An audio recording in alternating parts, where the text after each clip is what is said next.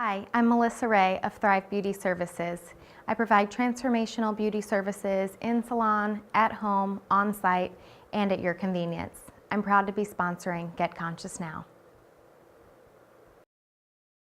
My name is Greg Relow. I'm a local attorney and mediator. I am pleased to be associated with Get Conscious Now.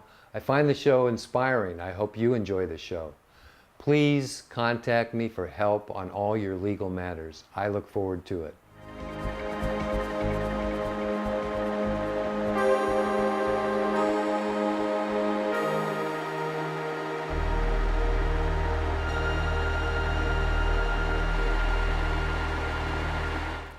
Hello everyone, I'm Patricia Diorio. Welcome to Get Conscious Now.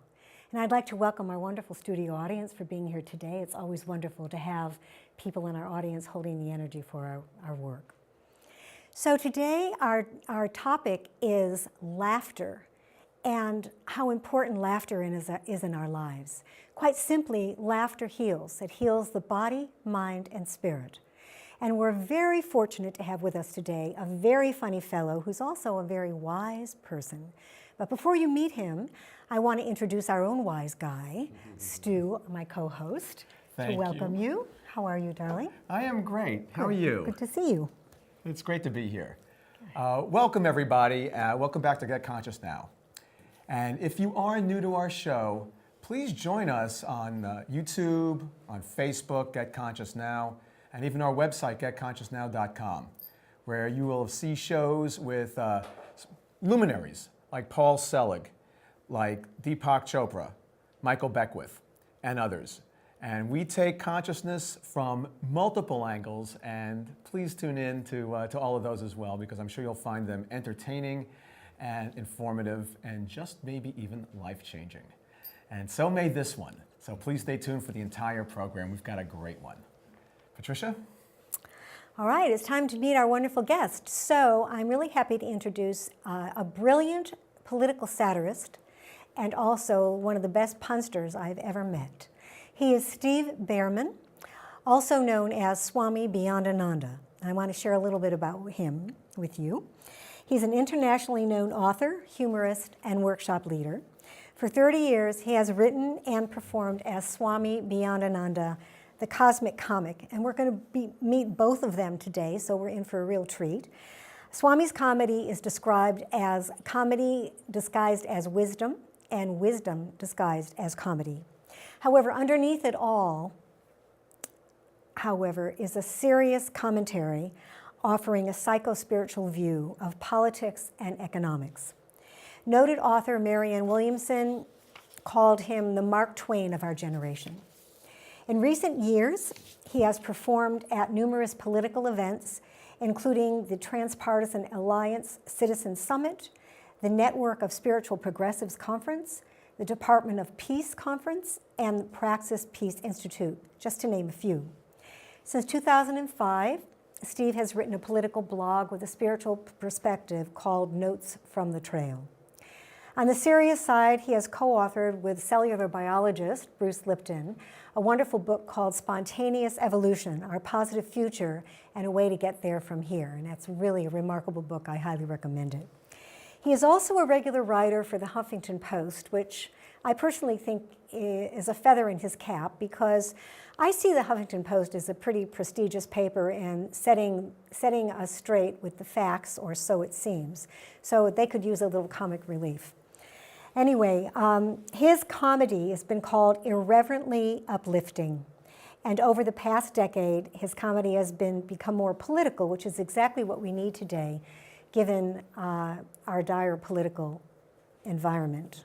I know I'm showing my colors here, but that's how it is for me. You mean you're wearing red? Yeah. That's to That's deflect. very good, Stu. Go believe. Well, you said I was a wise guy, know. so you know. That's to right. deflect all the bull. Or attract Anyway. it, one way or the other. So in keeping with this political scene Yeah. that Steve is doing, he calls himself an uncommentator, which I really love. So sit back, relax, and get ready to laugh. Please welcome Steve Bhaerman. Thank you very much. Thank you Shake very my much. hand. Thank you very much. You want to Yeah. shake my hand? I would love, oh, my hands are shaking too. You want to kiss the babies? I guess that's political. Okay. I got to shake hands.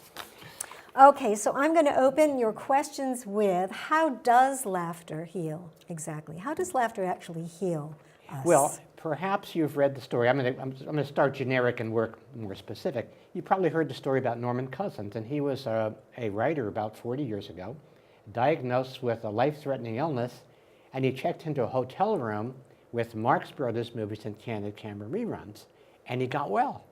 And he wrote a book called Anatomy of an Illness, and when he got well, through laughter, the medical establishment decided they're going to study the healing power of laughter, which is kind of like, well, it works in practice, but does it work in theory? But they actually found that when we laugh, it actually creates these hormones called endorphins, which are natural painkillers. Laughing improves immune function. Laughter lowers the blood pressure. When we laugh, it causes our blood vessels to dilate, which of course is better than having them die early. It's very important. But when I think of laughter as medicine, I think of it more in the Native American sense of medicine, as a form of magic, as a transformational tool to transform the grosser stuff of life into the gold of laughter, happiness, joy, connection between people. And can I offer a story? One Please, story. you're here. Yeah, oh, I'm here. This is a story that I've known this for many, many years, and to me it typifies that alchemical or alchemical power of humor. During the Cuban Missile Crisis, there were American and Soviet delegates meeting to discuss possible trade between the two countries. And when news of the missile crisis hit, of course, everything stopped and was tremendous tension. And finally, after this very, very, very uncomfortable tension, one of the Soviet delegates rather timidly raised his hand. He said, "I suggest we each go around and tell a joke." And he volunteered to start. His joke was, what's the difference between capitalism and communism? In capitalism, man exploits man. In communism, it's the other way around. And everybody burst out laughing. The tension came down, and all of the elements of comedy, of the alchemy, were there.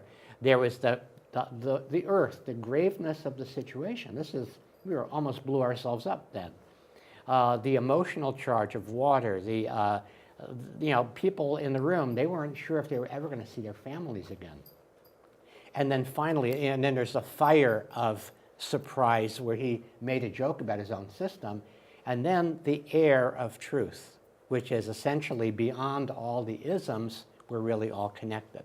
So that was a joke that fired, it was a 4-cylinder joke, it fired on all 4 cylinders. So I've used that as a model and criteria for what I think humor can do in releasing tension and also providing a much bigger perspective than people had prior to it. Excellent. It's really a beautiful good. story, So is. it does sound like that's perhaps some of the beginnings of your altered ego of Swami Beyondananda. How did you come upon that character in the first place, knowing that you're a character yourself? He found me. Swami found me. I got struck by lightning during a brainstorm. Enlightening. Lightning struck. I was sitting around, at the time I was living in Ann Arbor, Michigan, and I was working, it was kind of like a darker night for me. I'd been a written book published by Simon & Schuster, taught at Wayne State University, but because I needed a job at this time and had been laid off, I was chipping brush for the city of Ann Arbor, Michigan, getting dressed up in a jumpsuit and hard hat and so on. And so to amuse myself, and a great friend who I met there came up with this idea, hey, you're a funny guy, let's start a newspaper. So we started an anonymous, humorous newspaper for the people we work with, and it totally transformed the workplace because we took an ordinary workplace where people basically talked about the same things every day. They actually sat in the same spots in the lunchroom. And so what we were a disruptive force. We were a disruptive force because humor is disruptive. It's like you ever wonder why jokes happen in threes? A minister, a priest, and a rabbi, okay? So a minister, a priest, and a rabbi are discussing their legacy. How do they want to be remembered? What do they want the eulogist to say when they're laying there in their coffin? And the minister says, well, I want people to say he was a family man and a pillar of his community. The priest said, I want people to say he was a holy man and a leader of his flock. The rabbi says, I want people to say, look, I think he's breathing. That's good. So humor is always about disruption of the ordinary. So we had a very ordinary workplace. It was this or that, black or white, Republican or Democrat. And so the comedy that we did, first of all, it created humorous characters out of every one of the real people that we worked with. And it disrupted the ordinary way of being so that guys would actually think, what can I do to get in the paper? Okay? So while I was doing this paper, the name Swami Beyondananda came into my head. And, I had known at that point that all the Swamis had Ananda. I didn't know what it meant at that point, but it means bliss. So there was Yogananda, Muktananda, Satchidananda. I went, Beyondananda, that sounds like a funny name. And so a year later, when I started this holistic paper in Ann Arbor with my friend called Pathways, we realized at that point that people who were on the spiritual path needed humor.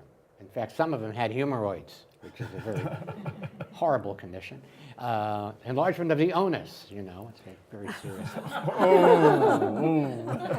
Oh, the only thing you're able to pass is heavy judgments. No, we don't want that. So anyway, we realized that we needed a character or some vehicle for humor, and Swami became the vehicle. And I have to say, it was a grace of God, and it took on a life of its own. And so here I am 30-something years later. And you'll meet the Swami later. We'll meet him later. Yeah. So Later for that Swami. let's get all the serious stuff out of the way. I'd love to talk about how you and Bruce Lipton got together to do spontaneous evolution. I've read the book, and it was really brilliant. And he's one of my favorite guys. I've interviewed him several times, and he definitely has his fingers on the pulse of what's going on with biology of belief. All seriousness aside, Bruce and I connected because we love to laugh. And we met about 12 years ago, and we just started enjoying each other and laughing. And then we got into a serious conversation about the biology and the body politic. I've had this idea, healing the body politic, because my background originally is political science. Although I never actually got to dissect a politician in poli-sci lab. Never got that far. But anyway, my deal was political science. And so we began a conversation, and that conversation, the original title for our book was The American Evolution. And because Bruce teaches for 3 months every year in New Zealand, and he has a worldwide audience, we realized that we needed to make it bigger than that. And so spontaneous evolution is really taking the principles that Bruce developed in biology of belief, which is how our thoughts, our beliefs, our emotions, largely unconscious, determine our reality, our health and our reality. And we began to look at what are the unconscious beliefs that we human beings have. And we began with that and how these beliefs developed. We then talk about the myth perceptions, which are things that we imagine to be true because science tells us that they're true, but they've all been disproved by science, oddly enough, like survival of the fittest as an example. Really, environments evolve together, and so it's thrival of the fittingest. That's that which fits in the environment. And so we began this conversation. We took the journey. We extrapolate. If we were as smart as our cells, as the 50 trillion cell community we have underneath our skins, if we were that smart, we would recognize that the next phase of human evolution is seeing that we're all cells in the same body called humanity. And so as we look out at the political, new word, situation, at the situation we have right now, it's largely because of 5,000 years or more of being ruled by the lowest common denominator, of having it be, if it's either me or you. And really, I think that the most conscious people on the planet, or many of the most conscious people on the planet, who really want world peace and so on and all of this stuff, if we used the tool of kinesiology and we did a muscle test, I believe world peace is possible, doink. Because these are so in the belief in separation, Right. the illusion of separation is so deeply internalized with us that to make sure we don't eternalize it, that is, keep doing it forever, right? what the intervention is really recognizing, just remembering that we're all connected. So Bruce and I, we have a 3-step program, which is mathematically proven to work 4 times faster than 12-step. And, and the 3 steps are evolutionary awareness, we're aware that we're all connected. Evolutionary intention, the intention to have my work of heart or the other aspects of my life be a reflection of that. And evolutionary practice, which is what I do in my daily life, that is an affirmation that moves ahead, that feeds the new reality, the new paradigm, rather than the old. One more analogy that Bruce and I use, the caterpillar to the butterfly. And we are in that phase right now where the caterpillar is falling apart. There's caterpillar droppings everywhere. It's, the debris is falling around us. The illusions, the structures, the mental structures that are developing the actual physical structures, they're all dissolving. And the butterfly is emerging. And in the Get Conscious Now meme, and the idea that we're connected, that we're all part of one thing, and we're global, we're local, it's one conversation. So that's where we are. We're in the midst of this soup. And you've had Greg Braden on the show, have you?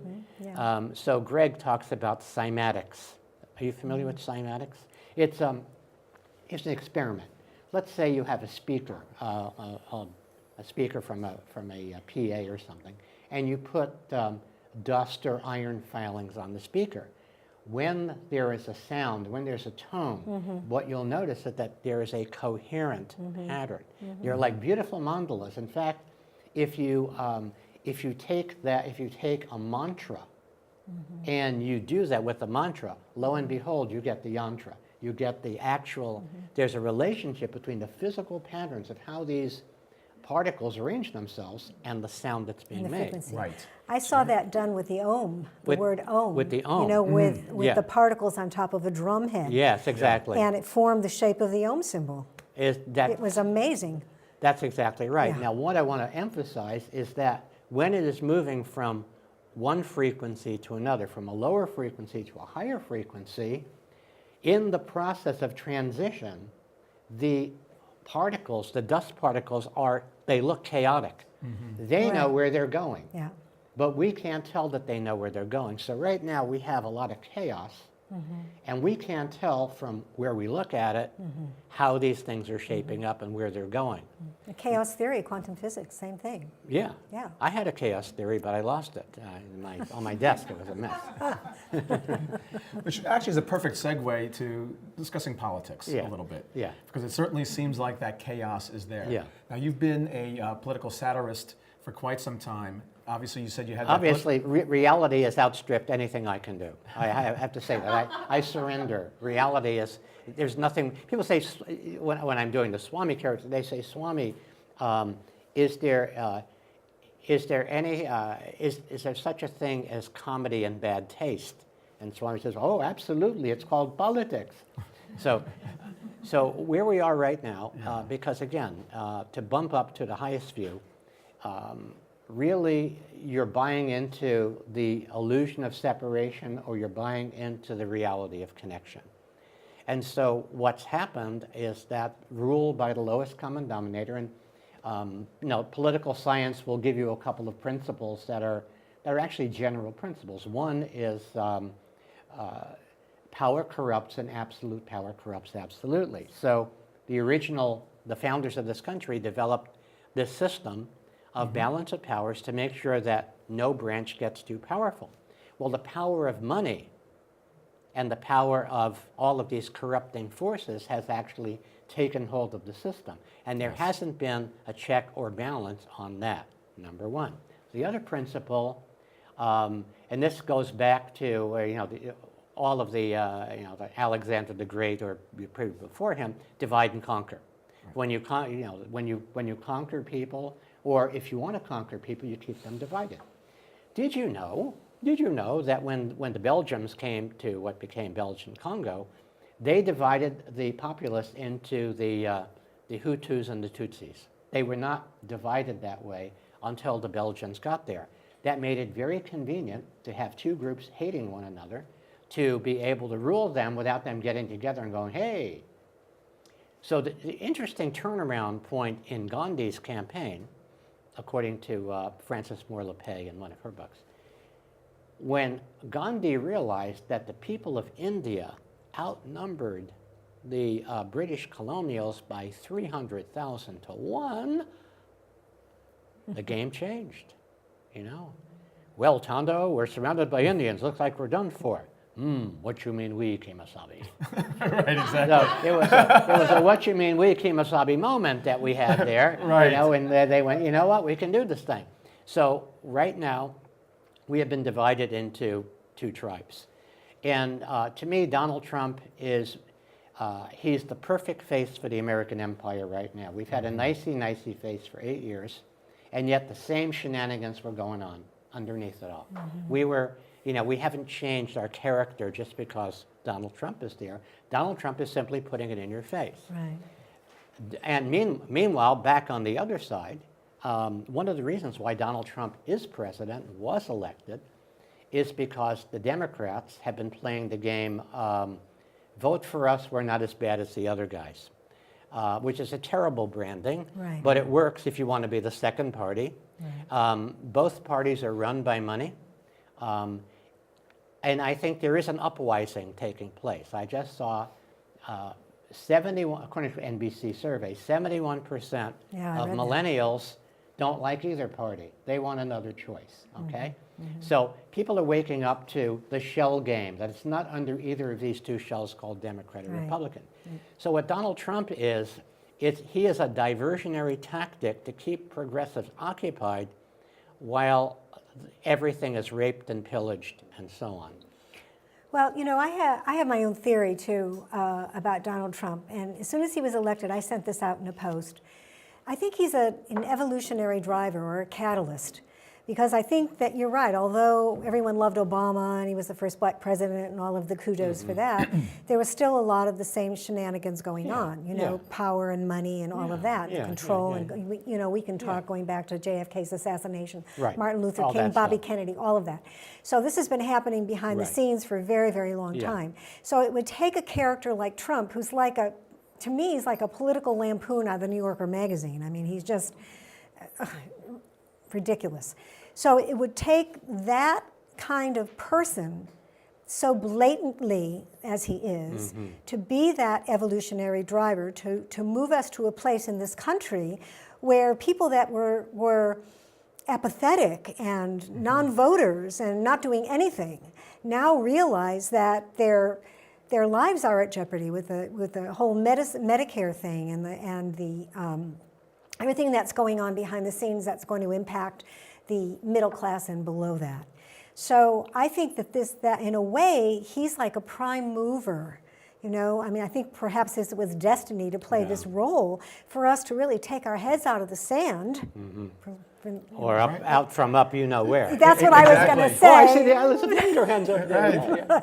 I was going to say that, but I thought it wouldn't be too ladylike for me to say that. But essentially, That's take okay. our heads, That's why I got two guys here. That's why. take our heads out of you know where, Yeah. and you know, and smell the coffee. Yeah. You know, really, it's Wake time. up and smell the coffins. Wake up the coffins. So it's happening. It's because you know, not only are we having you know, all of the demonstrations and the placards and all of the things that are out and all of the by thousands and thousands of people, but I think that those of us that are in this conversation of consciousness are realizing that the way out is in, that we need to really wake up to who we are, truly divine beings having a human experience, and focus on making the change by seeing it happening internally. So I think it has to happen in the inner world first. So we need all that outer, you know, outer stuff going on that's happening, but we also, I think that as people have waken up that maybe are not in the conversation we're in, I think for us, it's really important for us that we put our attention on becoming more awake and more conscious of who we are and our power, because we have the power to turn it around. Well, I think that's really important. I think one of the things about being hijacked or low-jacked into resistance is you forget to keep your eye on the prize. And the prize is, what do we want instead? Right. I think the most difficult thing for people to wrap their heads around is the idea of heaven on earth. And 50 years ago, Bucky Fuller wrote a book called Utopia or Oblivion. That's our choice, because given, are going to reach critical mass before you get to critical massacre, given where we are going and the markers, the 15,000 scientists who just put out a statement going, Right. So in order to do that, I think we have to shift into the ability to recognize that what we would call utopian, our cells beneath our skin would call health. Yes. We have autoimmune dysfunction right now. There's a couple of things I wanted to say, which, when you read my bio, because I didn't update the bio in the last 2 weeks. I know what you're going to say, wiki-tiki. Wiki-politicky. Wiki-politicky. I have a radio show. I have it right here in your bio, and I just That's okay. blanked on it, but I was going to bring it up as the next question. It's your work of heart. My work of heart. Okay, let me talk about that, because it touches on what you said and what you said. Yeah. So I just launched a radio show, Wiki-Politicky. It's on Ohm Times Network, but you can get it on any, on iTunes as a blog. You can get it on Spreaker as a blog, as a podcast, I'm sorry. Spreaker? It's called Spreaker. Oh. It's another podcast platform like iTunes. I didn't know about it either. And Wiki-Politicky, the design behind that, the jokey way of putting it, it's to bring left and right, front and center, to turn the funk into function and leave the junk at the junction. We've been hijacked and divided into these two tribes. Right. So that the choice that we had last year was probably the two worst candidates imaginable. Hated. Each candidate was hated by the other side, despised by the other side, and each had serious blemishes. Some had more than blemishes, but let it be said that we had a terrible choice. And the one choice that could have beat Trump, Bernie Sanders, was X'd out by the Democratic Party establishment. Right. Had the Democratic Party been behind Bernie Sanders, he would have won. But they couldn't have been behind Bernie Sanders. And this is really important. The Democratic Party could not have been there. It had to happen exactly the way it happened because the consciousness wasn't there, and it was a fixed game. So we have to wake up to recognize that both political parties, whichever side you kind of find yourself on, both political parties are working to our detriment because they both rely on money. They are not answerable to us. The Democrats will not save us from fracking. They won't save us from GMOs. They won't save us from drones. All through the Obama administration, we have the same thing going on. Yeah. So on the most recent Wiki-Politicky show, which I recommend you listen to this one in particular, I had alternative left journalist Mark Crispin Miller, who wrote a book called Fooled Again, which is about how the elections of 2000 and 2004 were stolen via hacking machines, et cetera, et cetera. And his biggest shock when the book came out was that no progressive radio show, newspaper, magazine, or website would interview him. Not Democracy. Even Democracy Now? Not Democracy Now, not NPR. Because when you start to peel away the layers of perpetrations, then you get into the territory of the Kennedy assassination, the King assassination, 9/11, and all of these things fall apart. His biggest shock and disappointment was that nobody wanted to listen to that or refused to give him any publicity. The other guest was Paul Craig Roberts, and he was an economic advisor to Ronald Reagan, helped Ronald Reagan develop his tax policy, et cetera, et cetera. And he began to sense things he says, well, I've never been really mainstream. But he began to sense things were funny when he started looking at the 9/11 attacks. And so I'm listening to these two people, one coming from the left, one coming from the right. The one thing they have in common, they are willing to color outside the lines and acknowledge the truths that most of us sense subconsciously. And so go listen to it. They're agreeing about just about everything. The other reason why we have Donald Trump is because we have post-traumatic stress disorder as a body politic. Ever since the Kennedy assassination, knowing it was a perpetration, knowing we've been told lies about it. So just like in a family where there's been a perpetration, there's been a sexual abuse of a child, and everybody is covering it up to protect something. That family, at that point, their arc veers in a different direction. Their arc veers toward dysfunction. And if you look at all of the markers of dysfunction since 1963 in our society, they've all gone up. Every one of them. Crime and divorce and on and on and on and on and on. And it's because our fundamental wholeness, the fabric of our wholeness, has been damaged really severely, really severely. And so the only thing I think that's really going to make a difference is something like what they did in South Africa, truth and reconciliation. What we're watching now with all of these, perpetrations, Charlie Rose and all of The Me these. Too. Charlie the Me Rose Too. and Yes. We are Catherine addicted to Stacey. punishment. We are addicted to punishment. We get a charge out of, what's the German phrase? Schadenfreude. Schadenfreude. Yeah. Or as I call it, scapegoat. You're finding a scapegoat. You can gloat about somebody having misfortune, and you can feel better because they're on the other side.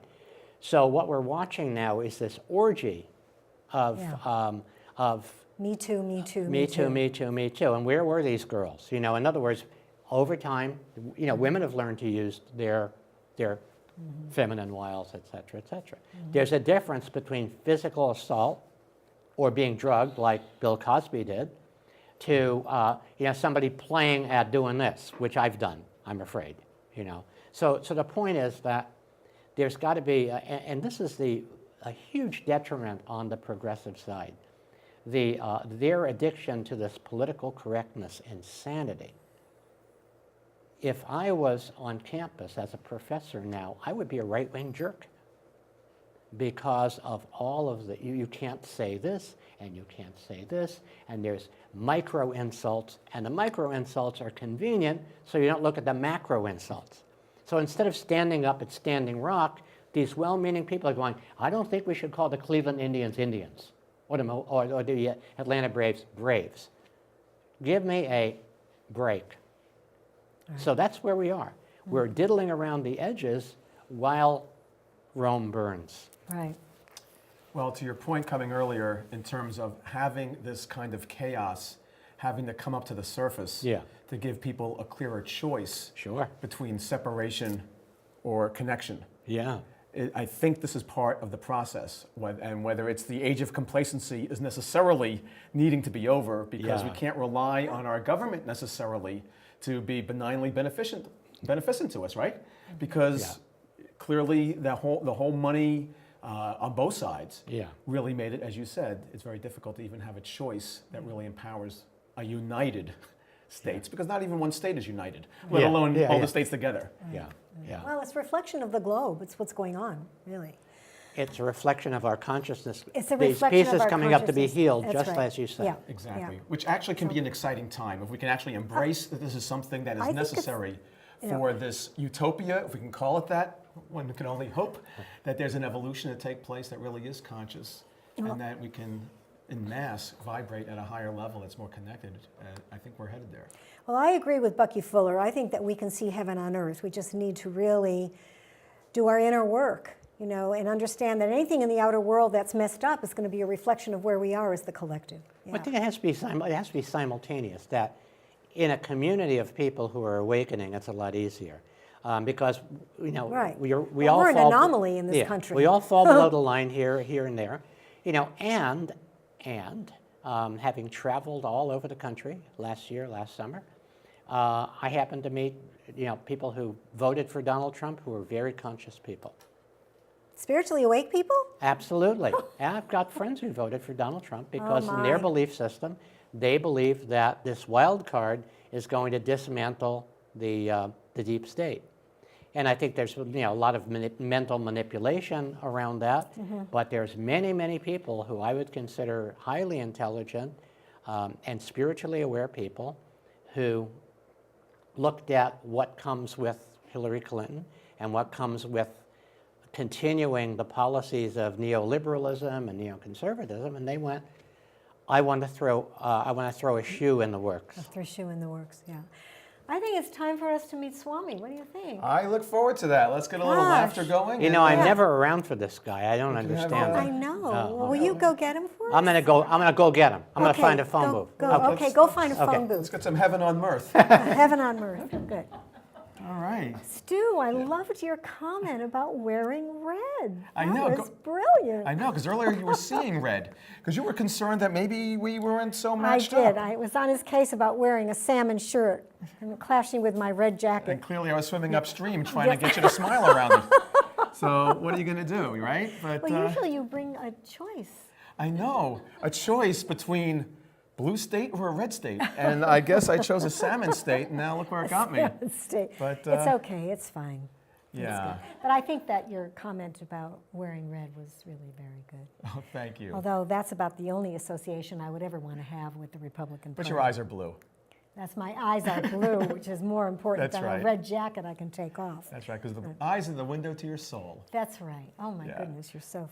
And You know- we are looking at, all those millennials out there who, God bless them, haven't bought into the same socialization and domestication the way we have, right? They've been on the earth for a shorter period of time. Right. And the vast majority of them want another party. They want another party. Because clearly this ain't no party here. 71%, and this was an That's big. NBC poll, recent big. poll. Yeah, I remember reading it in Swami's information.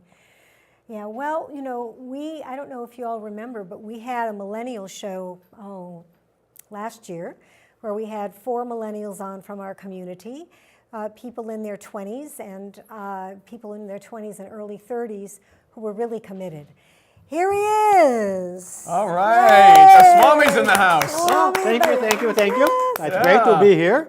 And where else can we be? We're always here. We're always here. And it's always now. It's always now. always now. Good, and we're in the now. Although I predict that living in the now will be the wave of the future.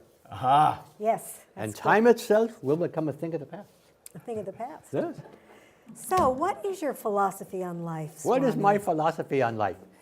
My philosophy is very simple. Wake up laughing and leave laughter in your wake.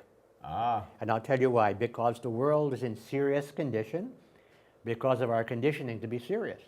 Seriously. And so gravity is a downer. So let levity lift you up. So if you want to defy gravity, levity is the way. And this is really very important because one person can walk into a room with a funny story and 1,000 people can leave. And it's like loaves and fishes. It multiplies. It proliferates. So what do you think of our administration with the United States and our president? Well, I have to say something now. I know a lot of people are looking at the current condition. They're going, is this the hand of God at work or just the middle finger? Okay, they're asking that question. And in fact, people are talking about the end times. The end times. So I went to the Bible, and sure enough, this is what it said. I'm not making this up. A sign that the last days are here. It says, and the last trump shall blow. No, Trump blows. You said that. But I have That is in scriptures. What? That is It's actually in the in the scripture. Bible. You could It's look it a up. low blow is what it sounds like. You could look it up. You could look it up. And I'll tell you something. We have to actually expand our compassion to include him because he is exactly the key correct. to this upwising, to this waking up and wising up. He is. And so I have great compassion because behind every soulless heel, there's an unhealed soul. And so light workers, it is our job not just to heal souls, but to re-soul heals. And I've got a program to do that for him. It is called From A-Hole to B-Hole. Sounds like evolution. I mean, look at the standard that he has set. You know, people are saying he has proven that anyone can grow up to be president. And I'm saying, even more so, you don't even have to grow up to be president. Yeah, that's true. That's true. Yeah. Well, when we were talking to Steve, he was talking about the assassination of JFK, and in listening to the show, the Wiki Politiki, you made some comments about how that really turned the tide. The assassination of JFK turned the tide. Can you share a little bit about that from Swami's perspective? From Swami's perspective, well, you know, I have to say that there's a principle, I call it the truth shall upset you free. And what happens is if you want to upset the setup, you have to be able to see things that you have not been able to see. I call the current condition that we're in Nazism. People choosing to not see what is right in front of them. Nazism. To Nazism. And the Nazism is not just seeing the shadow of Donald Trump, which is a very big shadow.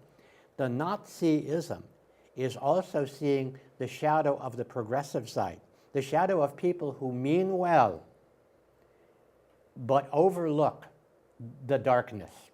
You know, because let's face it, many people have known about the assassination, what really happened. And the one force that has kept it from coming out has been the mainstream progressive press.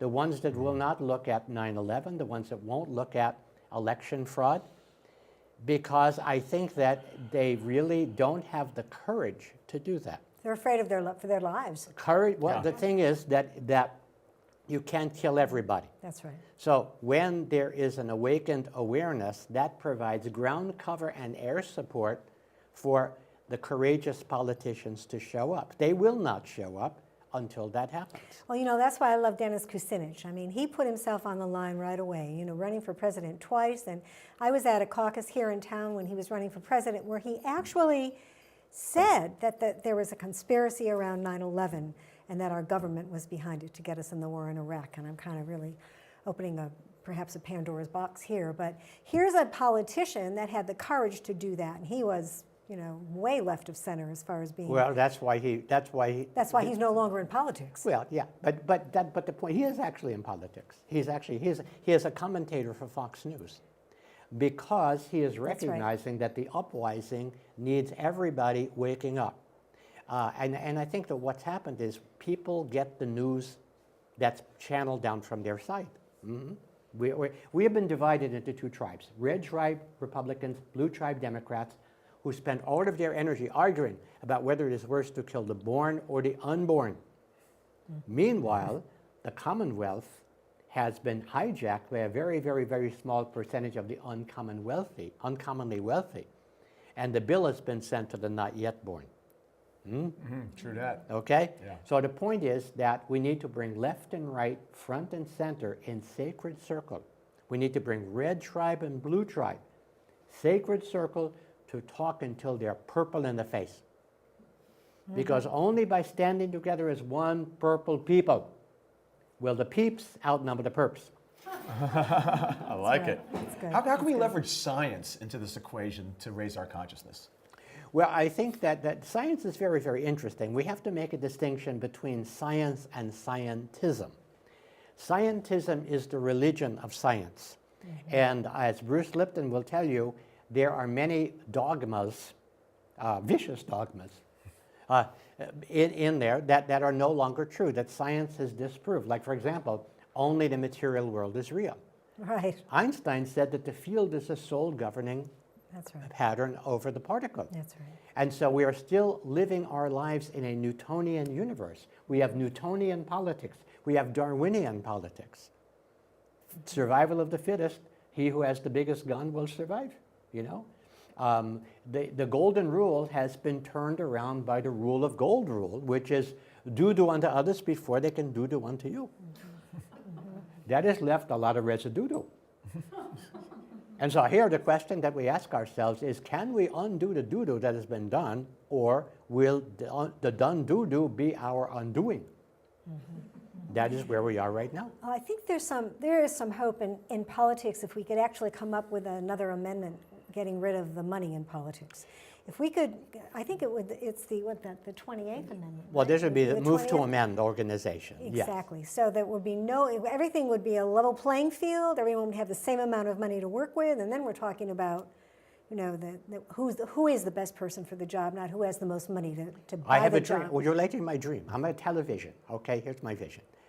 We create an organization. In fact, I actually own the domain. Independent Citizens United, or ICU. I see you. Yeah, Good. ICU, or Intensive Care Unit for people who intensively care about what's going on. And what we do is we have an independent organization. We are non-governmental. We are non-partisan. We are non-corporate. In fact, we might even be non-existent. We have to be just a field of ideas. Then what we do is we create a reality TV show called America's Next President. And what we do is we bring citizens together from all across the country. There are many organizations that have done this in conversations. And instead of trying to choose a candidate, the first thing we do is we establish our criteria. What is our criteria for president? What characteristics do we want? What qualities do we want? And then, instead of settling for the two candidates that they have given us, we conduct a search. We conduct a search, like you would search for a CEO. Right. Meanwhile, while that's going on, we actually create, through Wikipolitiki idea, we have people who vote on a universal platform. And the universal platform is not progressive or conservative. It's really about the rules. Most people, 80%, no matter who they identify with, they want money out of politics. But we can't have that because we've been divided into these two tribes. So we have an organization that's separate, that the millennials will love, and then we have a platform that we come up with. We don't have to start a political party.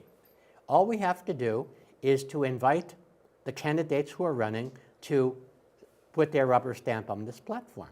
If they do, we support them. If they don't, in every district, a people's candidate, some more conservative, some more progressive, run against the incumbent, so that the people who are elected are truly designed to represent we the people, whichever side they're coming from. Whether they're more conservative, meaning they want more responsibility around money and that sort of thing, they want more traditional values, or more progressive.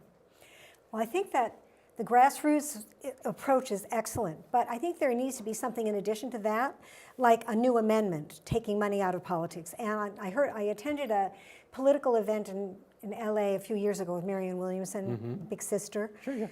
And she had Bernie Sanders there. It was before Sister Giant. Sister Giant, She's thank a you, giant. Big Sister. I'm from San Francisco, I'm a giant. And Bernie Sanders was there, it was right before he threw his hat in the ring. And she has a group, and I can't remember the name of the group, but there was a fellow there that talked about how he was taking the small consortium of people traveling from state to state, talking about a new amendment that would take money out of politics. And they had the support of many of the states. There were a lot of the states. It's happening. It's happening. So it's already been happening under the radar, so to speak. So I think something like, your television show, a reality television show, would be fabulous, because, then you could have conscious politicians who are like still in the closet, so to speak, come out and be a part of that. Right. Because I think there are a lot of conscious politicians which Of they're course just there afraid are. to open their mouths. Well, Yeah. American Idol is actually a pretty good format. Yeah, that's it. So why wouldn't we actually have, people come from all these different cities? Yeah. So you think you can serve, and have that be part of a process of winnowing and narrowing candidates, and then finally on the big screen, they do their different balancing a budget. Yeah. They do things like whatever it takes, like negotiating with people who are at war with each other rather than getting in. And then they dial it, call me, 1-800, and just support me. And then that could actually be a more popular, no pun intended, actually it is, way of voting that actually takes the political parties and dissolves them into, the people who are the most qualified. One big party, everyone is invited. All for Everyone fun, is fun invited. for all. Exactly. So I think that is a good idea, and also very important to cultivate the intelligence. We've had a stupidization program going on in this country for a while. Stupidization. By the way, Fox News, FOX, numerology, 666. Really? Just so you know. Oh, wow. Yeah, and I did a piece on them called "Come On, Baby, Fight My Liar." And I would have to say that while conservatives like being lied to, progressives prefer lying to themselves.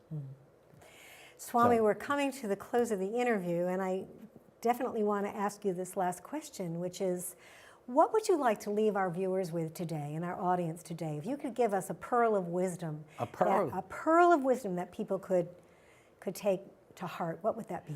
Okay, well, first of You're all, going to cameras right oh, there. a pearl. Okay, a pearl. Well, I would say that the pearl of wisdom is that happiness is an inside job. And that you see so many people who are pursuing happiness out there, and you look at them, they go, they must have outrun it. They must have run right past happiness. And so what happens is very simple. All you need to do every day, and this is going to sound very silly, but it works, is do this. For a while. You said, I don't feel like doing this. I should like this. Okay, what? The levitational pull, lift the corners of your mouth. What happens is your body chemistry changes when you do that. We're not happy because we don't smile because we're happy because we smile. That way, you will uplift everybody else in your community by uplifting your own face first. Oh, Namaste. thank you very much. Namasko. Bye. Namaste. Thank you very much for joining us today. Thank really you, Swami. appreciate it. Thank you, Steve. Thank you, Swami. Thank you, Fabulous. Steve. Yeah. Wonderful. Thank you. So now it's time for Stu's views, and I can't wait to hear from our other punster. What do you have to share with us today? Yeah, I'm going to go a little extemporaneous here, actually. Oh, good. For Stu's views, a little. So what's new? Yeah, exactly. It's all new. It's a stream of consciousness. So, yeah, I'm going to assume the transmissionary position, if you don't mind, and go and transmit, because ultimately what we have been discussing here, ultimately, is that we are so much more than whoever we thought we were. We're not just simply our thoughts, our beliefs, our experiences, our preferences, our talents, that there is something infinite going on here. And we said earlier, and I'm really inviting this in, that ultimately it is simply a choice of what we pay attention to. Separation or connection. Science is on the side of connection. So if there's only one thing really going on here, and ironically and amazingly, ancient wisdom has it kind of right. You know, that there is something infinite that created and is living through all of this, whether you call it God, Spirit, Source, the universe, unified field, it's kind of all the same. Even the not so New Testament, which, you know, at this point, it's been around long enough that we don't have to call it new anymore, right? That it all points to the same thing, that there is something infinite going on here, and there is something that we can aspire to in more and more moments.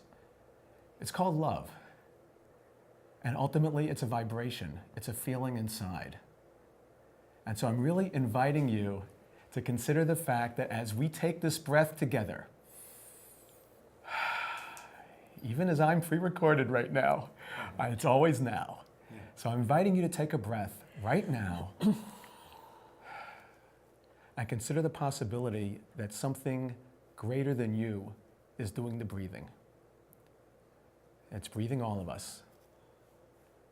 It always has. It is in this very moment.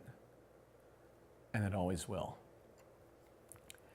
And if we can let go and allow for that ultimate truth to be our reality and to be our worldview, this utopia of possibility, this world of upwising, of living happily ever after, whatever you want to call it, that it's really possible. And no one can do it for us. And God bless, we are all contagious. So as we raise our vibration, because we are connected, we can't help but raise the vibration of others. It can start with a smile. It can start with a look in the mirror and smile at yourself and saying, I won the lottery of all the life forms that exist. I got this one. Because some of those life forms may not be that interesting, you know? So we get to be human. And we get to have self-awareness, and we get to be aware of our growth and our evolution. And as the book of Conscious Evolution would have it, that really is our opportunity. So I'm inviting you just to continue to breathe, which you'll do no matter what, but with the awareness that something greater is actually responsible for it, and in fact is living through it, living through us in every moment.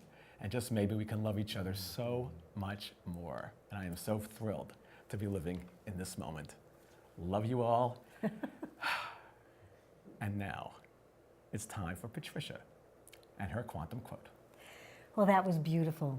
Spontaneous and beautiful. Thank you. Thank you. Okay, so we certainly had quite a lively time here today with Steve and with Swami, and we've been deluged with a lot of quantum quotes for sure. So I resorted to the internet, and I figured I'm going to find a lot of wonderful quotes on there for our quote today. And as usual, I found one that I could feel in my body, and I know when I read a quote and I can actually feel it in my body is the perfect barometer for truth. So this quote is from a fellow by the name of Paul Lowney, Lowney, and he's a Seattle-based author who's now passed on, but he's a Seattle-based author that wrote 29 books and 3 comic strips on comedy and philosophy, thrown in with some wonderful whimsical illustrations thrown in for measure. And the Saturday Review talked about his work as being they said Lowney actually presents his work from, let me just take a look at this, I'm sorry. Forgive me here a second. He makes you think and then laugh, but on the other side, he makes you laugh and then think. So I'm going to give you the quote, and then you tell me, how you feel about it. Here's the quote. Laughter has no foreign accents. Laughter has no foreign accents. So does that make us think first or laugh first? Yes. Think. I think. Yeah. I think it makes you think. So, but my heart actually responded before my brain because I could actually feel it in my heart. And feel the truth is that we're all, as Stu so brilliantly shared with us, that we're all connected in the web of life, that there is no separation, none. And that, we have the privilege and honor and wonderful experience of being in a human body. But the fact is that without our bodies, there's no place where one of us ends and the other begins.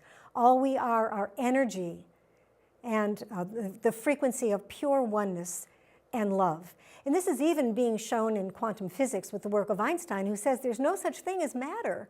That matter is just frequency that's vibrating at such a low level that it comes into form. The subatomic particles come into form. So we're all one. There is no separation. And laughter is the universal connector. And it doesn't make any difference what color we are, what nationality we are, what our sexual preference is, what our economic status is. No matter what it would seem that would separate us, there is no separation. Even identical twins are unique, and we're all a unique expression of the divine, of God. Call it what you will. The universe, the field, the unknowable, unnameable, ineffable. We are all one with that. So if laughter is the universal connector, then let us remember that laughter is also the reminder of our universal oneness. So that's it. Beautiful. Thank you very much, everyone. So this was a great show. Swami, thank you so much for being with us. And Steve, thank you so much for being with us. And are we ready? Yep, okay, and happy holidays, everyone. Yes. Ready? Yeah, Go. right over there. Right until next time. Until next time, Get conscious now.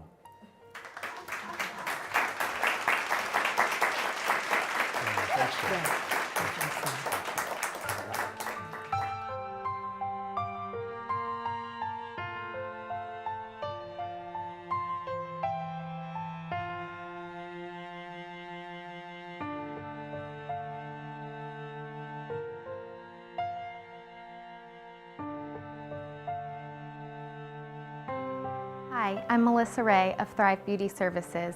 I provide transformational beauty services in salon, at home, on site, and at your convenience. I'm proud to be sponsoring Get Conscious Now. My name is Greg Relow. I'm a local attorney and mediator. I am pleased to be associated with Get Conscious Now. I find the show inspiring. I hope you enjoy the show. Please contact me for help on all your legal matters. I look forward to it.